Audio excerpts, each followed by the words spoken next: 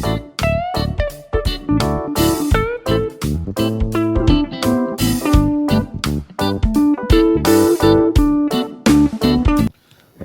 दोस्तों, जय महाराष्ट्र। जागो इंडिया जागो में फिर से आपका एक बार हार्दिक स्वागत है। दोस्तों, आज हम बात करेंगे उस विषय पे जो कि झोपड़पट्टी पुनर्वसन योजना के नियमावली में है ही नहीं, मतलब उसके अंदर लगाया नहीं गया, लेकिन ऑर्डर्स है। तो एक ऑफिस ऑर्डर के बारे में बात करेंगे जो कि 23 मार्च 2015 को COSR द्वारा निर्गमित किया गया है और विषय डेवलपर से संबंधित है। क्योंकि होता यह है कि झोपड़पट्टी योजनाओं में अक्सर देखा जाता है कि डेवलपर्स कुछ समय होने के बाद उसके पार्टनरशिप फर्म के अंदर, कंपनी में या डायरेक्टरशिप में बदलाव करते हैं और ये चीज़ SRA तक नहीं पहुंच पाती है और ना ही ये उनको बताते हैं, और जिसकी वजह से लोगों को अंदर, जो झोपड़ी धारक है, उनको ये समझ में नहीं आता है कि एक्चुअल हमारा डेवलपर है कौन। तो दोस्तों, 2015 के पहले 23 मार्च 2015 के पहले ये नियम था ही नहीं। अब SRA द्वारा इस चीज़ की जानकारी लेने हेतु एक ऑफिस ऑर्डर, मतलब कार्यालयीन ऑर्डर, आदेश, ऑफिस ऑर्डर निकाला जाता है 23/3/2015 को। उस ऑर्डर्स में कुछ कंडीशंस रखी गई, शर्तें रखी गई है कि यदि कोई भी विकासक अपने फर्म के अंदर में पार्टनरशिप, साझेदारी, मतलब पार्टनरशिप, कंपनी का नाम, फर्म का नाम या डायरेक्टरशिप चेंज करते हैं, तो आपको झोपड़पट्टी पुनर्वसन योजना के अंदर 30 दिनों के अंदर आपको उनको इन्फॉर्म करना बंधनकारक है। 30 दिनों के अंदर इन्फॉर्म करना बंधनकारक है। नहीं, अगर ये नहीं करते हैं तो डेवलपर, यानी जो फर्म, जो भी डेवलपर है, उनसे 5 गुना अधिक शुल्क लिया जाएगा। 5 गुना के बराबर शुल्क पेनल्टी में लिया जाएगा। मतलब जो भी शुल्क है, ये आने वाले इसमें बताऊंगा मैं, जो उनके आदेश में दिया गया है, लेकिन उसका 5 गुना अगर ये कंडीशंस को फॉलो नहीं करते हैं तो। ये इसका पहला पॉइंट है। दूसरा पॉइंट ये है कि जो भी पार्टनरशिप वगैरह, जो भी चीज़ें इनका बदली होती है, जो भी परिवर्तन आते हैं, तो इनको, जैसे अभी सोसाइटी है तो चैरिटी का आदेश चाहिए, चैरिटी कमिश्नर का। और अगर इनके अंदर डायरेक्टरशिप, फर्म का नाम अगर चेंज होता है तो जो कंपनी रजिस्ट्रार है उनका प्रमाण पत्र चाहिए कि आपने यहाँ चेंज किया है। और ये चेंज करने से 90 दिनों के अंदर इस चीज़ को SRA के रिकॉर्ड में सबमिट करना है, ये अनिवार्य है। अब पॉइंट नंबर 3 है कि डेवलपर की परिवर्तन की स्थिति में, अगर डेवलपर, कोई भी डेवलपर चेंज होता है या चेंज करता है, जैसे मैंने बता दिया कि पार्टनरशिप कंपनी का नाम चेंज करता है, अथवा फर्म का नाम चेंज करता है, या डायरेक्टर चेंज करते हैं, या पार्टनर चेंज करते हैं, तो इस परिवर्तन के स्थिति में जो प्लॉट, सेल प्लॉट, मतलब जो बिल्डिंग बन रही है उसमें जो सेल प्लॉट में डेवलपर सेल प्लॉट बनाना चाहता है, उस सेल प्लॉट के ऊपर जो भी रेडी रेकनर है, उसका जो भी अमाउंट आएगा, उसका 5% पेनल्टी डेवलपर को भरना होगा। इसका मतलब ये होता है, सेल प्लॉट का मतलब ये है कि जब SRA और रिहैब इसको आप करेंगे तो एक हिसाब से कह सकते हैं कि जो भी प्रॉपर्टी, उसका 50% प्रॉपर्टी का जो भी रेडी रेकनर के हिसाब से उसका रेट होगा, उसमें आपको 5% पेनल्टी भरनी होगी। अब डेवलपर अगर रिटायरमेंट हो जाता है, उस स्थिति में पार्टनरशिप जो भी करता है तो उनकी जो भी पार्टनरशिप होती है उनको क्या रेशियो है, उस रेशियो के हिसाब से उनको वहाँ पे शुल्क अदा करना होगा। जो भी पेनल्टी है उस हिसाब से अदा करना पड़ेगा। पांचवा पॉइंट ये है कि नए डेवलपर का आशय पत्र, मतलब नए डेवलपर को एलओआई देने के पहले पॉइंट नंबर 1 और पॉइंट नंबर 2 के अनुसार उनको वो रकम अदा करनी पड़ेगी, जो भी नया डेवलपर्स आता है।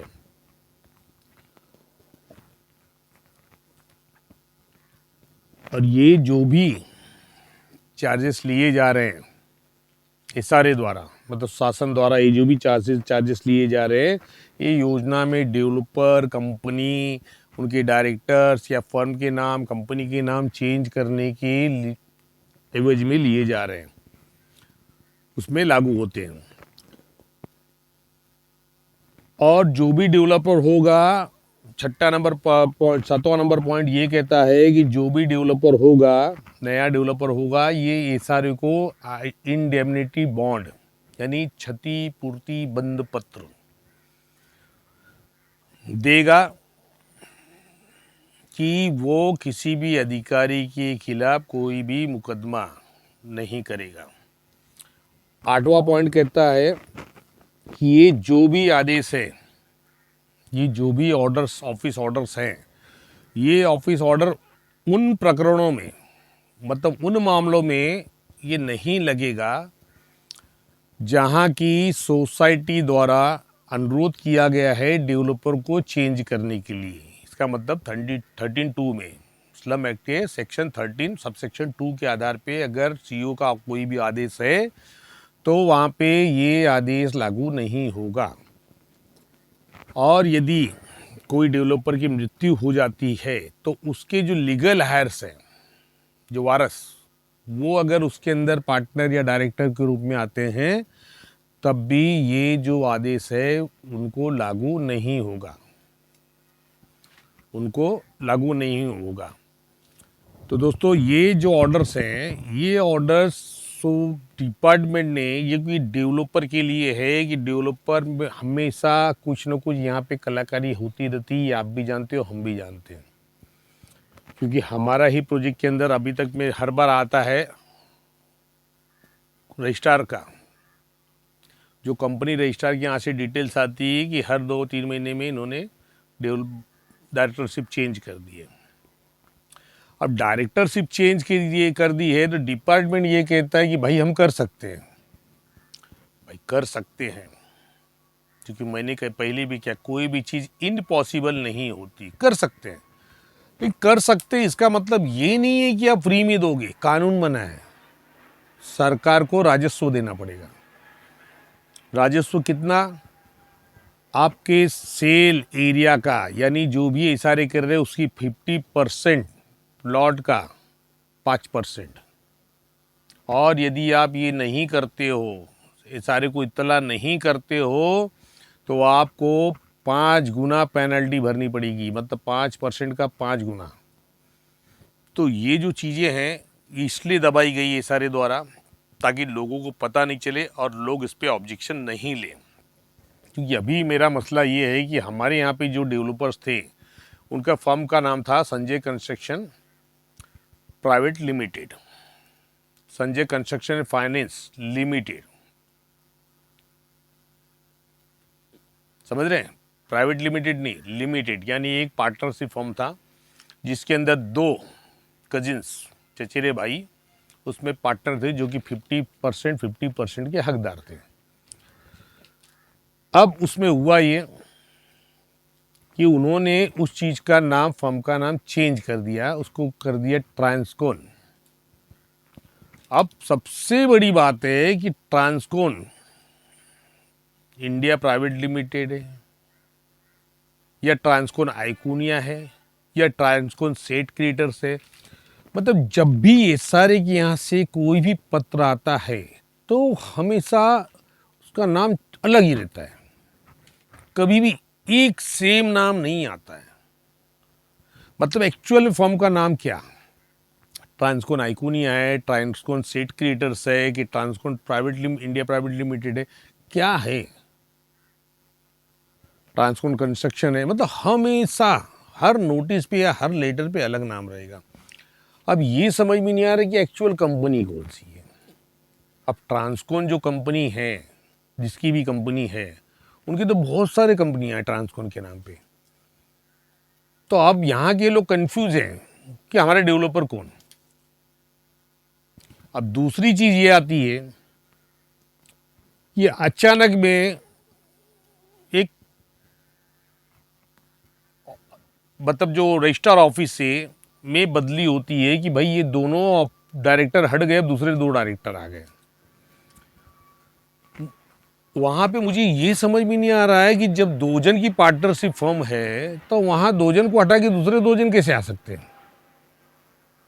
दोस्तों, आपको अगर समझेगा तो कमेंट कीजिए, क्योंकि मैं आज तक नहीं समझा कि यदि आपकी और मेरी एक पार्टनरशिप फर्म है तो हमको दोनों को हटा के दूसरे दो लोग कहां से आ जाएंगे। इसका मतलब तो सिर्फ एक ही होता है कि हम दोनों ने मिलके प्रॉपर्टी बेच दी है, मतलब अपना फर्म किसी और को हैंडओवर कर दिया है, बेच दिया है, तब वो दोनों आ रहे हैं। तो ये समझ में नहीं आया आज तक कि पार्टनरशिप फर्म में दो पार्टनर्स हैं तो दोनों पार्टनर को एक साथ में निकालने वाला दूसरे कौन है। तो ये चीज प्रक्रियाएं हो रही है, लेकिन सरकार का राजस्व डूब रहा है। सरकार का राजस्व डूब रहा है। मैंने अभी फिलहाल में निकाला पेपर, मतलब भैया मुझे बताइए, जो ट्रांसकॉन का नाम चेंज, ट्रांसकॉन नाम आया है, संजय कंस्ट्रक्शन चेंज कर दिया है, कॉपी लाइए। कॉपी लाया तो मैंने देखा दो जन का पार्टनर है, 50% के शेयर है, चलिए ठीक है, वो कंपनी का नाम आप ट्रांसफर करें, लेकिन उसके अंदर राजस्व भरा ही नहीं, उसकी तो पावती मुझे कहीं दिखी नहीं। मैंने मांगा था, मिला ही नहीं, मतलब भरा ही नहीं है। 5% रिवेन्यू भरा ही नहीं है, जिसकी वजह से महाराष्ट्र की तिजोरी खाली हो रही है। महाराष्ट्र सरकार की तिजोरी में पैसे कहाँ से आएंगे दोस्तों, क्योंकि ये लोग तो भरते ही नहीं है। आपके हमारे पैसे बराबर लेंगे। नियम दोस्तों, नियम, जैसे ट्रांसफर में कोई व्यक्ति ने 2000 के बाद, पहले की झोपड़ी 2000 के बाद खरीदी है, तो उसको एनेक्चर 2 में लिखा जाता है झोपड़ी पात्र परंतु 40,000, रेसिडेन्शियल का तो 40,000, कॉमर्शियल का है तो 60,000, पैसे न भरल्यामुळे अनिर्णित। है समझ में कि मतलब जब अपने पैसे नहीं भरे तो आपका अनिर्णित है, आप पैसे भरिए तो आपकी पात्रता क्लियर होगी। अब आ जाइए सशुल्क में। सशुल्क में नियम ये नहीं बताया ना कि भाई 2.5 लाख है तो सर आप गरीब लोग हैं, झोपड़पट्टी के लोग हैं, कहाँ से पैसे लाएंगे 2.5 लाख रुपया। तो ठीक है सर, एक काम करिए, किस्त में भरिए, आप हम आपको घर दे रहे हैं, अब महीने का 5-5 हज़ार 10-10 हज़ार किस्त में भरिए। नहीं, पैसे भरने के बाद ही आपको अलॉटमेंट दिया जाएगा। तो दोस्तों, ये नियम किसके लिए? आपके लिए, मेरे लिए। और ये डेवलपर का क्या, जो राजस्व को नुकसान पहुंचा रहे हैं? कानून बना है, कानून बना है ना, तो उनसे क्यों नहीं वसूला जा रहा है कि भैया तुम्हारा राजस्व लाओ? नहीं, हर मामले में यही होता है दोस्तों। ये अधिकारियों द्वारा डेवलपर को बचाया जाता है। जहां पे पेनल्टी लिखा जाता 10 गुना, वहां पे कोई 10 गुने की बात नहीं होती। जो पेनल्टी यहां सर भर दी है, कोई टेंशन नहीं, खत्म। यहां भी वही होता है, कोई टेंशन नहीं, ये तो हमने पब्लिश ही नहीं की है ना सर, किसी को पता ही नहीं है। हाँ हो गया ना, हम बोल देंगे हो गया, चलो ठीक है। जब किसी को पता होगी तो ये चीज सामने आएगी ना, कि नहीं आएगी? तो क्या बात है कि एसआरए ने इस ऑफिस ऑर्डर को, एसआरए की जो भी गाइडलाइंस दी गई है, उस गाइडलाइंस की बुक के अंदर क्यों नहीं डाला गया? नियमावली के अंदर? क्यों नहीं डाला? कारण दोस्तों, कारण ये है कि आप जान जाओगे तो आप कंप्लेंट फाइल करोगे, सर बिल्डर नाम चेंज हो गया है, सर बिल्डर का पार्टनर चेंज हो गया है सॉरी, तो उनको पैसे भरने पड़ेंगे। पैसे आपको भरने पड़ेंगे तो ऑफिसर, जब तक आप पैसे नहीं भरोगे दोस्तों, आपका घर आपको नहीं मिलेगा। जब तक पैसे नहीं भरोगे, आपकी पात्रता नहीं होगी, अनिर्णित में रहोगे। लेकिन इनके लिए नहीं, इनके लिए छूट है। तो सरकार की तंजीर हमारे पैसे से भर रही दोस्तों, ध्यान रखिएगा। ये हमारे भारत सरकार के जो भी मुख्यमंत्री हमारे एकनाथ शिंदे साहब हैं, उनको इस चीज़ पे संज्ञान लेना होगा कि भैया महाराष्ट्र की तिजोरी में गरीबों का खपली पैसा आ रहा है, ये पैसे तो डूबा आ रहे हैं, तो प्राथमिकता इनको क्यों दी जा रही है? न्याय इनको क्यों मिलता है, अन्याय हमारे साथ ही क्यों होता है? तो इसका जवाब कौन देगा? सीईओ सारे देंगे या महाराष्ट्र सरकार? किसी को तो देना पड़ेगा कि आखिर ऐसा क्यों। और दोस्तों मैं ये चीज़ बता रहा हूँ ना, तो जो लोग जो मेरे वीडियो देख रहे हैं ना, जो मेरे वीडियो देख रहे हैं, उनके दिमाग में ये रहे हमारे यहाँ भी तो यही हुआ है, तो इसलिए पैसे नहीं भरे होंगे। तो सोचिए सर, कितने पैसे, कितने महाराष्ट्र सरकार का कितना नुकसान किया होगा इन लोगों ने। इसलिए बोलता हूँ, झोपड़पट्टी के लोग ही ईमानदारी से महाराष्ट्र को राजस्व देते हैं, और फिर कहा जाता है गंदी बस्ती, गलिच्छ बस्ती, स्लम। तो दोस्तों मैं बोलता हूं, तो क्या गलत करता हूं मुझे बताइए, क्या गलत करता हूं? भाई जला हूं, 2000 से जला हूं मैं एसआरई के अंदर, तो जबान पे तो जली हुई बात निकलेगी। स्वाभाविक सी बात है, क्योंकि जली हुई बात कभी भी सच होती है, जली हुई बात सच होती है। तो क्यों नहीं इस ऑफिस ऑर्डर को नियमावली में डाला गया? क्यों आज तक छुपाया गया? क्यों छुपाया गया? मैंने तो आरटीआई डाला था, एक टिक्का मारा था। क्या? एक टिक्का मारा था पानी के अंदर एक कंकड़ मार दिया था मैंने, कि देखें क्या होता है, हलचल होती है या नहीं होती। और मैंने उसमें आरटीआई में डाल दिया कि अगर इस पोर्शन में कोई गाइडलाइंस है तो दीजिए ऑफिस ऑर्डर कॉपी। अब उस दरमियान दोस्तों मुझे एक हाई कोर्ट का ऑर्डर कॉपी मिल गई। हाई कोर्ट के अंदर एक मैटर चला था, मुझे याद नहीं किस एरिया का है सॉरी, याद नहीं आ रहा किस एरिया का है। उसके अंदर जो लीगल हायर थे, मतलब एक डेवलपर थे, उनकी मृत्यु हो गई थी। मृत्यु होने के बाद उन्होंने पहले अपने बेटे के नाम पे ट्रांसफ़र कर दिया था, और उस चीज़ को डाला गया, तो उसके खिलाफ वहाँ की सोसाइटी और लोगों ने ऑब्जेक्शन लिया था कि भाई नहीं गलत है, इनको पैसे भरने पड़ेंगे। शायद सोसाइटी या डिपार्टमेंट किसी ने लिया था, सोसाइटी ने शायद लिया था। तो उसके अंदर ऑर्डर दिया कि नहीं, एसआरए का जो 23/3/2010 का 15 का आदेश है, आदेश मतलब उन्होंने क्या बोला, जीआर, द सरकार द्वारा कोई भी ऑफिस ऑर्डर निकाला जाता है, इसका मतलब वो गवर्नमेंट रेगुलेशंस होता है, गवर्नमेंट रेगुलेशन माना गया। ये कोर्ट ने कहा है, कोर्ट ने उसमें जीआर लिखा है कि जीआर के आदेशानुसार लीगल हायर पे ये चीज़ लागू नहीं होती है। तो मैंने अधिकारी को बोला, सर ये कॉपी इसमें दी हुई है, ये कॉपी तो इसमें दी हुई है, ये तो केस तो बहुत पहले का है, ये 18 या 20 का था। मतलब कॉपी ढूंढिए आप। तो बोले सर मुझे कॉपी का कुछ रेफरेंस देंगे? तो बोला ठीक है, मैंने डेट वगैरह भेजा, तो उन्होंने बोला कि नहीं कॉपी मुझे मिली, मैं कॉपी आपको दे रहा हूँ, तब मुझे कॉपी मिली हो। तो दोस्तों कारण क्या? इस सारे में इतने सारे सीईओज आए, पहले सीईओ तो नहीं है सतीश लोखंडी जी, मैं इनके ऊपर दोष नहीं दूंगा इनको, लेकिन जितनी स्टार्टिंग से जो सीईओज आए हैं, जो मुख्य कार्य अधिकारी नियुक्त हुए हैं, किसी ने भी इस चीज को ध्यान दिया क्या कि भाई इस ऑफिस ऑर्डर को इनके जो बुक एसआरए की नियमावली है उसमें अटैच किया जाए ताकि लोगों को पता चले? क्यों लोगों के पहुंच से दूर रखा? अब इसके अंदर एक चीज आएगी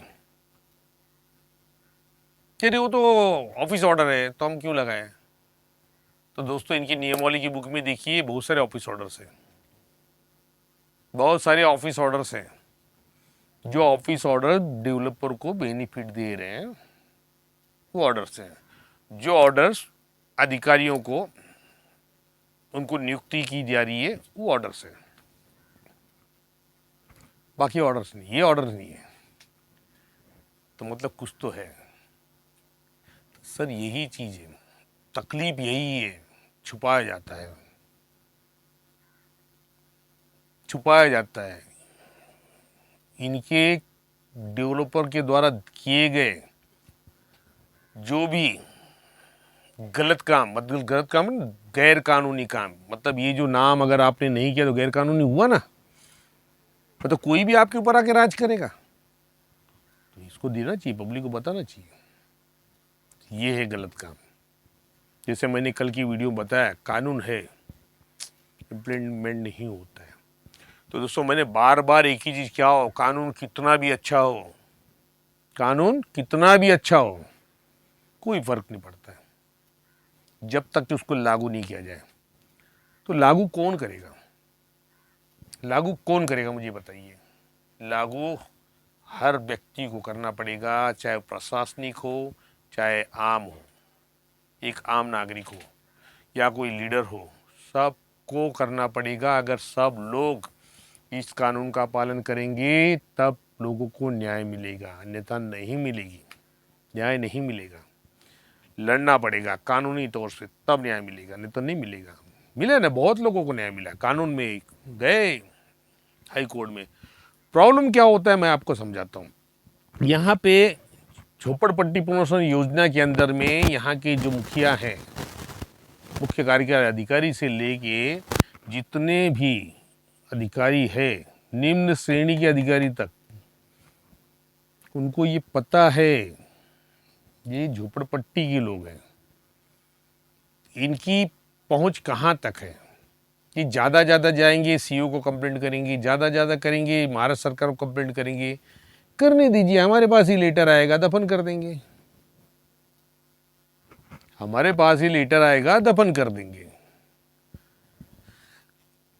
उनको पता है कि अगर यहाँ पे 1000 लोग हैं तो कोर्ट, हाई कोर्ट खाली 1 या 2 लोग जाएंगे, संभाल लेंगे ना, 1 2 को संभाल लेंगे, कोई जरूरत नहीं है, मरने दो उनको। तो दोस्तों, ये है असल बात। इसलिए मैंने कहा ना दोस्तों, झोपड़पट्टी के लोगों में यूनिटी नहीं है, खींचा तानी, 10 वहाँ खड़े होके कर रहे, 10 वहाँ होके एक दूसरे को गाली दे रहे। अरे भाई, यहाँ कोई लड़ाई जंग नहीं चल, आपसी लड़ाई नहीं है, यहाँ अधिकारियों की लड़ाई है। आपका भी उतना ही अधिकार है, मेरा भी उतना ही अधिकार है, ना आपको कम मिलने वाला है ना मुझे ज़्यादा मिलने वाला है। तो लड़ाई किस बात की? एक हो जाओ, संगठित हो। यदि आप संगठित होंगे तो हलचल मचेगी। दोस्तों, आप एक आदमी मिलके हाईकोर्ट में जाएंगे, 2 से 2.5 लाख रुपया खर्चा आएगा, और 100 मिलके जाएंगे तो 100 मिलके जाएंगे तो 5-5 हजार भी निकाले ना दोस्तों, बहुत अच्छे से केस लड़ लोगे, वो भी अच्छा काउंसिल करके। लेकिन यही तो तकलीफ है, एकता नहीं है। अब एकता बनाए कैसे? अब एकता ऐसी तो नहीं है दोस्तों, दुकान पे मिल रही है, खरीद के लेके आ जाओ भैया, यूनिटी बन गई, यूनिटी खरीद लो। ऐसा तो है ही नहीं। यूनिटी दोस्तों खरीदी नहीं जाती, विश्वास से होती, विश्वास। यदि विश्वास नहीं तो यूनिटी नहीं, विश्वास करना ही होता है।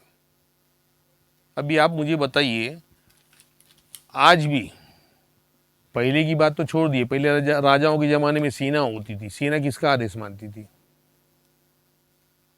सेनापति का। सेना किसका आदेश मानती थी? सेनापति का। और सेनापति किसका आदेश मानता था? राजा का और प्रधानमंत्री का। समझ गए? क्यों सेनापति दिया गया? नहीं रखते सेनापति, पकड़ के एक जन को पगार क्यों दे?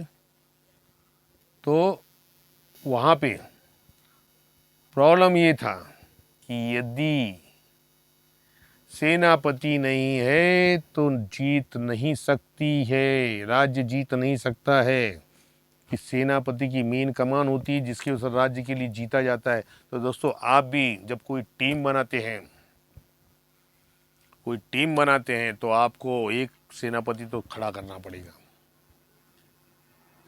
अब हर आदमी अगर बोलेगा मैं सेनापति, तो आप कभी नहीं जीत सकते, क्योंकि वो अहम होगा, वो नहीं जीत पाएंगे।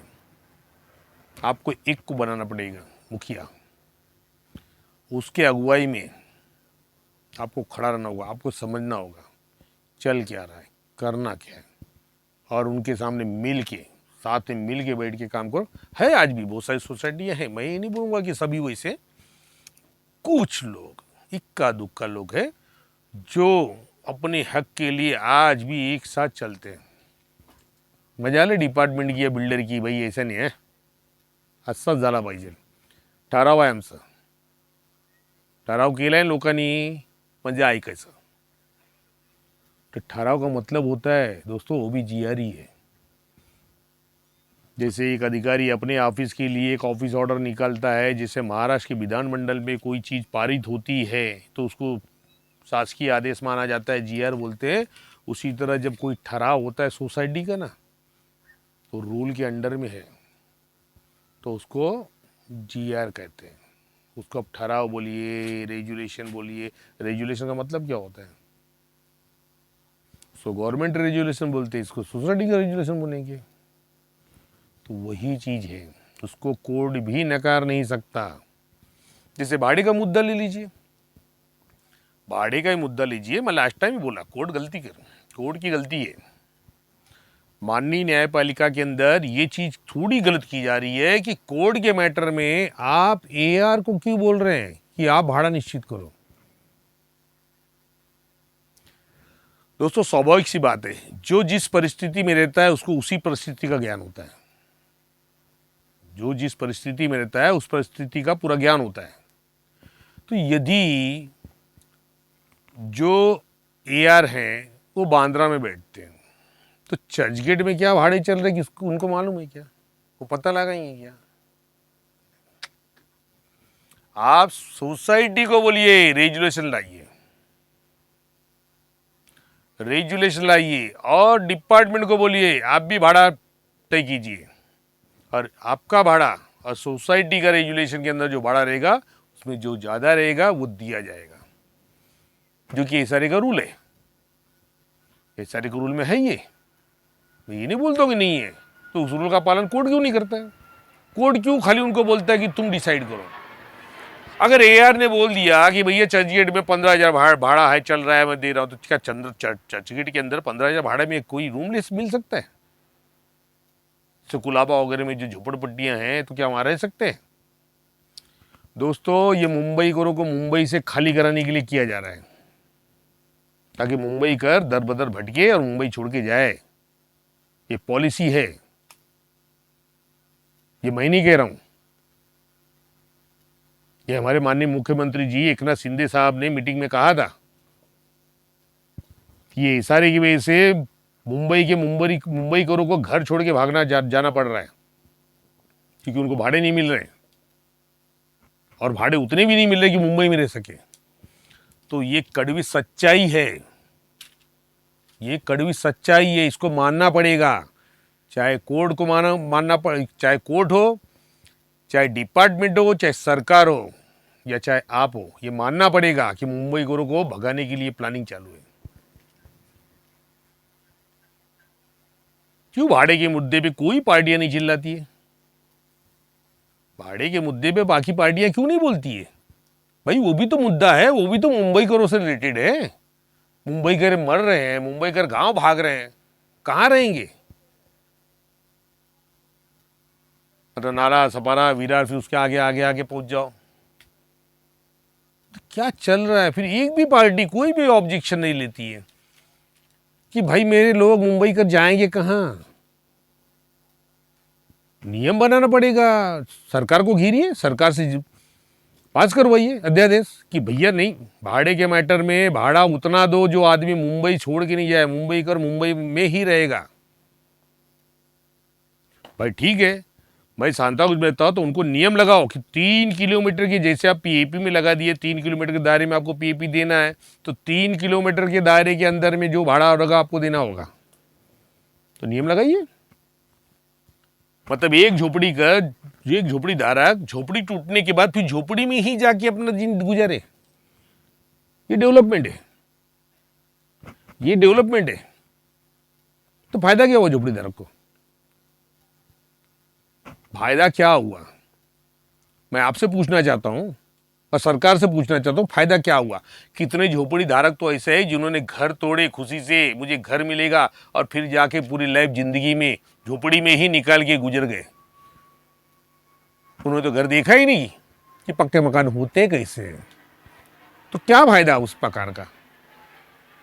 क्या फायदा उस मकान का, वो बताइए ना। तो यहाँ पे सरकार को सोचना होगा, भाड़े का लिए भी सरकार ये चीज़ को डाले सोसाइटियों के ऊपर कि आप ठहराव करो, और ठहराव में पूरा पास होना चाहिए, और ठहराव में नियम होना चाहिए कि ठहराव में कम से कम 70% से ज़्यादा 80% लोग होने चाहिए ठहराव में। नहीं तो सोसाइटियाँ क्या करती है, 25 जन को जमा करके ठहराव निकाल के दे देती है, भाई बाकी लोग आए नहीं, किसी को मैसेज नहीं जाता है, किसी को लेटर्स नहीं दिए जाते बस।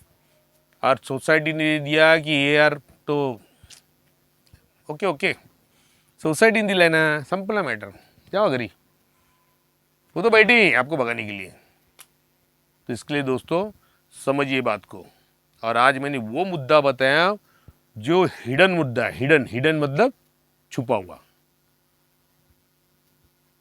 तो कैसी लगी मेरी वीडियो, उस बारे में मुझे कमेंट कीजिएगा, और इस चीज़ को बहुत बारीकी से समझिए।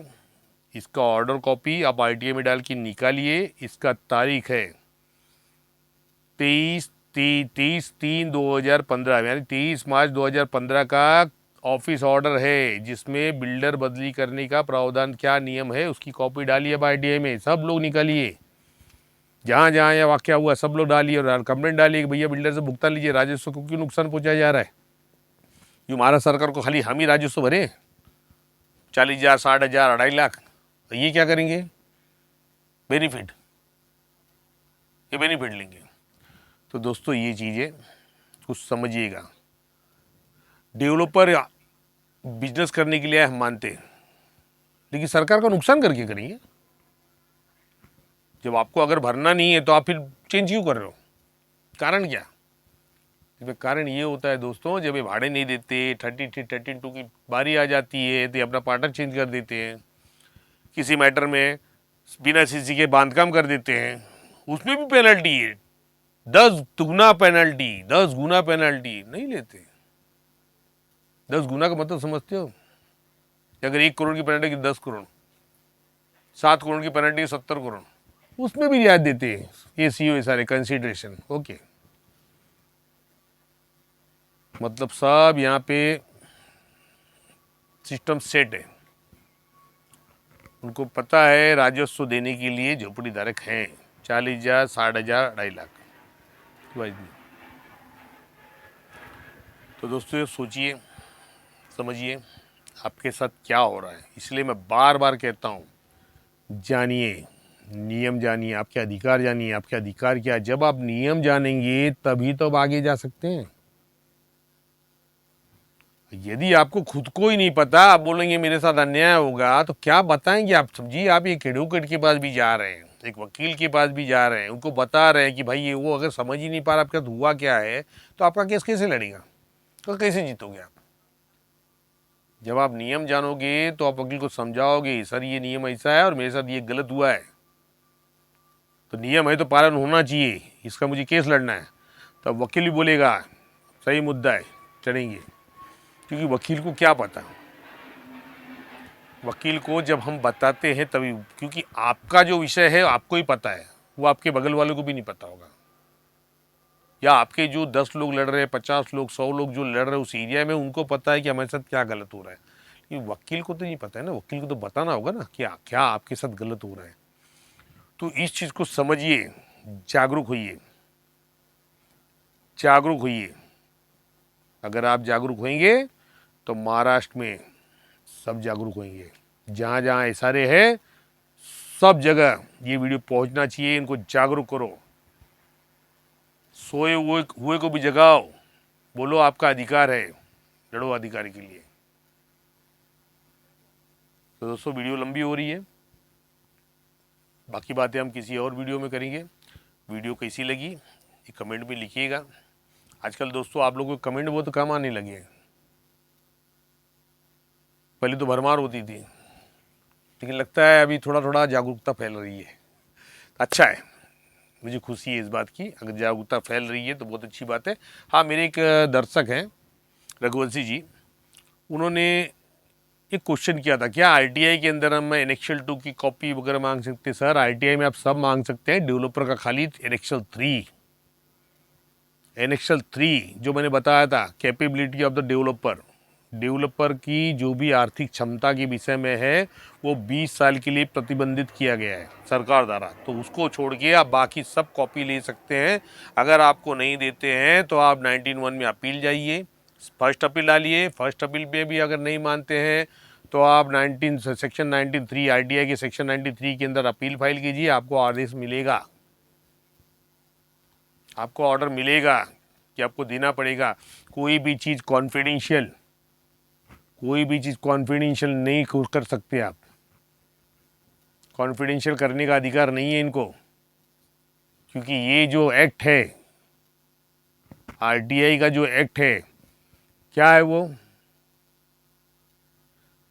केंद्रीय सूचना का अधिकार, central information act, central right to information act, केंद्रीय सूचना का अधिकार। तो दोस्तों ये केंद्रीय कानून है, ये किसी भी डॉक्यूमेंट को कॉन्फिडेंशियल करेंगे? आप जाइए, मिलेगा आपको, 92 में मिलेगा, क्योंकि ये कॉन्फिडेंशियल नहीं कर सकते। जिस चीज़ का पब्लिकेशंस होता है उस वो चीज़ कॉन्फिडेंशियल कैसी होगी मुझे बताइए ना। जिस चीज़ का पब्लिकेशन होता है वो कॉन्फिडेंशियल कैसी होगी? जैसे मैंने पिछली वीडियो बताया था सर्कुलर 66 के हिसाब से कि जो भी चीज़ है एनेक्सर की उसको पब्लिश करना है, सोसाइटी को दिखाना है और उस एरिया में भी लगाना है। तो आप तो ओपन कर रहे हो, तो फिर कॉन्फिडेंस कहाँ से हुआ? वो ओपन ही नहीं हो सकती। रूल ये जानबूझ के कर रहे हो, आपके अधिकारों को हनन कर रहे हैं, आप इनको आरटीआई में लो। और निश्चित बोलता हूँ सेक्शन 19 सबसेक्शन 3 के अंदर में अपील डालेंगे ना, सेकेंड अपील, इनको पेनल्टी लगेगी, बिल्कुल लगेगी। और अगर आपने ये किया और पेनल्टी लगी तो दोस्तों मुझे कमेंट कीजिए कि सर मैंने इस अधिकारी के खिलाफ पेनल्टी का ऑर्डर लिया हूँ, फिर मैं आपको बताऊंगा इनको और क्या आरटीआई डालना है। तो वो चीज़ छोड़िएगा नहीं, क्योंकि लोक सेवक हैं, मतलब गवर्नमेंट ऑफिसर है, पब्लिक एम्प्लॉई है, तो इनका काम है लोगों की समस्याओं का निराकरण करना, न कि समस्या बढ़ाना। तो कॉन्फिडेंशियल कुछ नहीं है, खाली एक मैंने बताया जो कि ऑलरेडी एसआरई की बुक में भी कॉन्फिडेंशियल पहले ही कर दिया है और ये जानबूझ के किया है। एक्चुअली वो भी कॉन्फिडेंशियल नहीं होना चाहिए, क्योंकि अगर वो भी चीज़ अगर आपको निकालना है तो दोनों आप इंडियन एविडेंस एक्ट के सेक्शन 76 में मांगिए, उनको देना पड़ेगा। इंडियन एविडेंस एक्ट के सेक्शन 76 में मांगिए, उसको देना पड़ेगा उनको। डालिए एप्लीकेशन के अंदर कि भाई मुझे कोर्ट में जाना है, उनको लेके जाना है, मुझे दीजिए। फ़र्क कितना है 76 में? फ़र्क इतना है कि जो कॉपी आपको 2 रुपये मिल रही है वो आपको 10 रुपये मिलेगी, लेकिन अर्जेंट उनको देना पड़ेगा, इग्नोर नहीं कर सकते। क्योंकि अभी फ़िलहाल में एक ऑर्डर आया है एसआईसी का नहीं दोस्तों, ये सुप्रीम कोर्ट का ऑर्डर है, जिसे सुप्रीम कोर्ट ने ये कहा है कि इंडियन एविडेंस एक्ट और आरटीआई एक्ट में समानता है। जहाँ कोई भी चीज़ कॉन्फिडेंशियल हो ही नहीं सकती है। यहाँ तक कि एक व्यक्ति ने अपने डॉक्यूमेंट अगर वहाँ पुटअप किए हुए ना, तो वो भी पब्लिक डोमेन में आते हैं। पब्लिक डोमेन में डाला हुआ हर डॉक्यूमेंट ओपन है अंडर आरटीआई एक्ट के अंदर में। तो इसके लिए रघुवंशी जी आप बेफिक्र होकर आरटीआई डालिए, और नहीं देते अपील फाइल कीजिए, फर्स्ट अपील, सेकंड अपील के उनको देना ही पड़ेगा। तो पेनल्टी लगेगी तो सब देंगे। तो दोस्तों वीडियो लंबी हो रही है, धन्यवाद। और आप लोगों से रिक्वेस्ट है कि सर लाइक तो किया करें, बहुत कम लाइक आता है, बहुत कम लाइक आता है। लाइक करेंगे तो थोड़ा दिल गार्डन गार्डन हो जाता है लाइक से। तो दोस्तों लाइक कीजिए, सब्सक्राइब कीजिए और शेयर कीजिए। और जो भी नए लोग देख रहे हैं तो कृपया इस मैटर वीडियो को सब्सक्राइब करें, लाइक करें, शेयर करें, ताकि ये वीडियो और आगे तक जाए और लोगों को जागरूकता, ये जो हम जागरूकता की जन जागरूकता की मुहिम चला रहे, उनकी जो जागरूकता को उनको मिले। धन्यवाद दोस्तों, जय महाराष्ट्र।